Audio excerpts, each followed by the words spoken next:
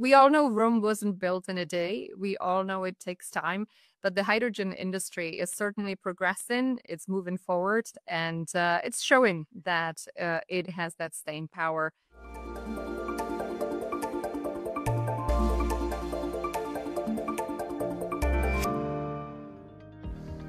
Hello and a very warm welcome to another episode of Energy Frontiers, brought to you from our studio in Baku.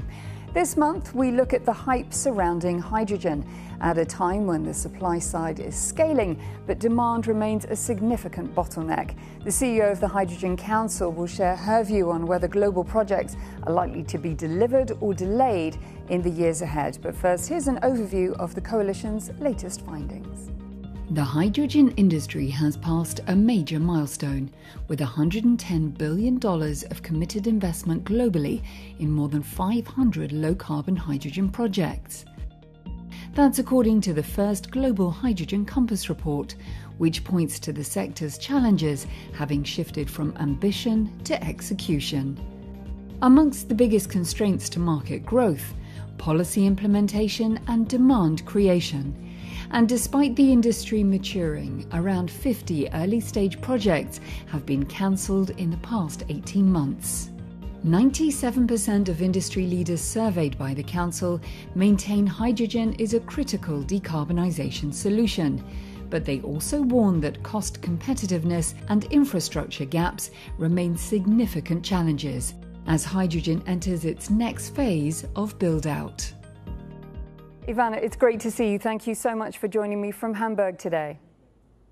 Thank you so much, Rebecca. Great to be here. Great to join Energy Frontiers. Let me start by asking you about hydrogen, because it was long hailed as the fuel of the future. But some analysts are now saying that the hype is over. So is it dead, or is it simply maturing and growing up?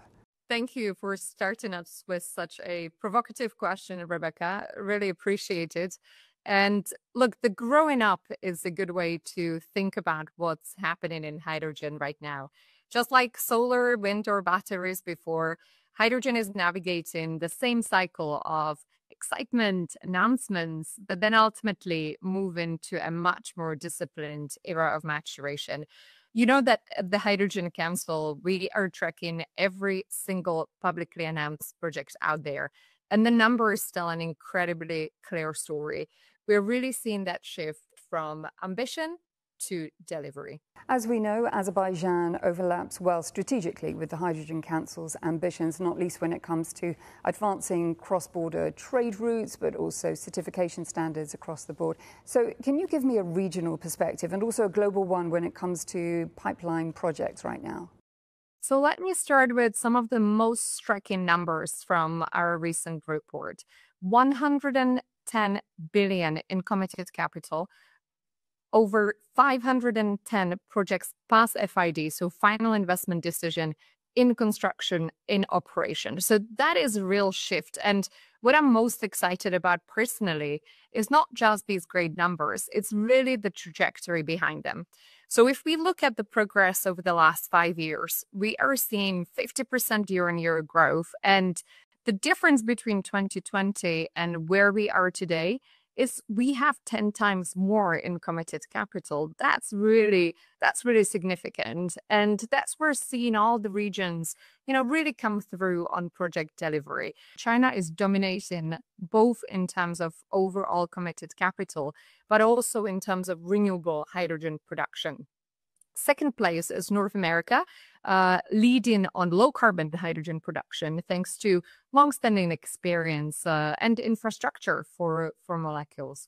Third, Europe. Things have been a little slow, to be honest, although Europe has all the ingredients to be extremely successful as a number one demand center in the world. As you know, hydrogen is at its best when it connects countries, regions with abundant resources. You mentioned Azerbaijan. So we're really excited about these developments and seeing that countries are leaning in their strengths, which is extremely encouraging. Plenty to be encouraged by, absolutely.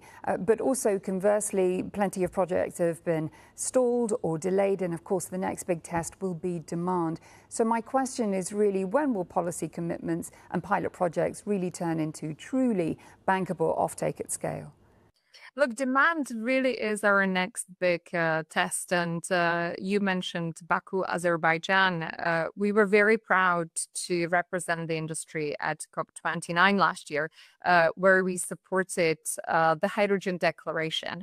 And it was really all about how we activate demand. And I'm glad to report that we've achieved some progress in just the last 12 months, whether it's Japan moving forward with its contracts for different schemes, whether it's Korea organizing some of the first auctions for hydrogen and derivatives, whether it's Europe coming forward with the Clean Industrial Deal and the promise of more practical, pragmatic policy making and rule making for hydrogen. However, it really boils down to the follow through.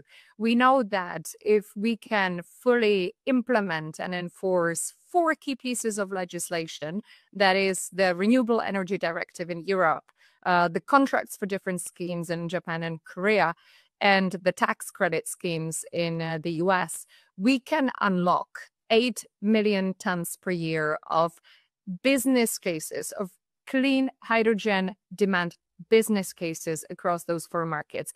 And that would be a real moment of lift. So we have our work cut out for us and really moving very decisively in that direction.